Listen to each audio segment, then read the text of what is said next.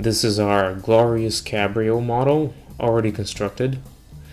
And as some feedback has shown, some models tend to have a very tight spring that's difficult to wind up. The way to fix this is you pull out the spring with a pair of pliers.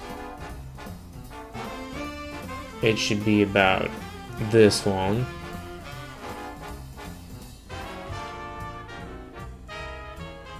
And you just bend it and twist it until this part snaps off.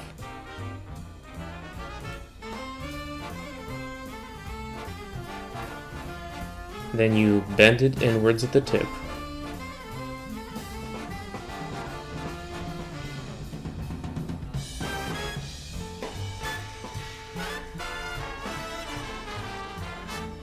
And then wind the spring so it goes back in.